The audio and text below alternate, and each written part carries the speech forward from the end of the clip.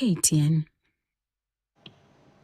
Na hebu tafakari jinamizi la kukabiliana na virusi hatari visivyokuwa na chanjo iliyoidhinishwa, tiba maalum na sasa hata fedha za kutosha za kufanya majaribio. Dawa zinazoweza kuokoa maisha pia hazipo. Huu ndio uhalisia unaowakabili wataalamu wa afya wakati mlipuko wa Ebola ukiendelea kuenea nchini Jamhuri ya Demokrasia ya Kongo. Eunice Somolo ana taarifa zaidi.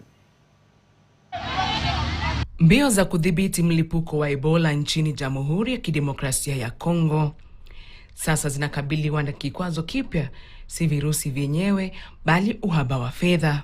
Kituo cha Afrika cha kudhibiti na kuzuia magonjwa Africa CDC kinasema upungufu wa ufadhili ni wa dola milioni 18 za Marekani linasababisha kuchelewa kwa majaribio muhimu ya kitabibu yanayolenga kubaini tiba bora dhidi ya aina ya bundibujo. Tofauti na aina ya Zaire ambayo tayari ina chanjo na tiba zilizoidhinishwa, aina ya bundibujo haina chanjo wala tiba maalum. Wakati huo huo, mlipuko huo unaendelea kuongezeka. Mlipuko huu wa Ebola sasa umefikia visa 1328 vilivyothibitishwa, huku watu 195 wakipona na 379 wakifariki. Jamhuri ya Kidemokrasia ya Kongo ndiyo imeathirika zaidi ikiwa na visa 1307 ambapo watu 180 wamepona na 377 kuaga dunia.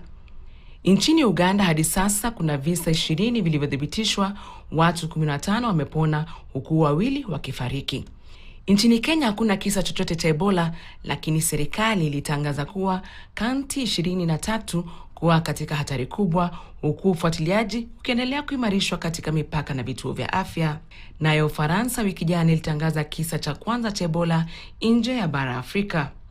Kadri maambukizi yanavyoendelea kusambaa katika maeneo mengine ya DRC, mamlaka zimepiga marufuku mikusanyiko ya watu katika mji wa Kinshasa na maeneo mengine matatu ili kuzuia virusi hivyo kujikita katika mji mkuu. Mbali na athari za kiafya, mlipuko huu pia unatarajiwa kuwa na madhara makubwa kiuchumi. Wasiwasi wa kimataifa pia umeongezeka baada ya ubalozi wa Marekani mjini Kampala kusema unafuatilia taarifa za kisa kinachoshukiwa kuwa cha virusi vya Marburg. Virusi hivyo ni vya familia moja na Ebola na husababisha homa kali ya kuvuja damu inayofanana na Ebola. Eunice Somolo, KTN. Na Wakenya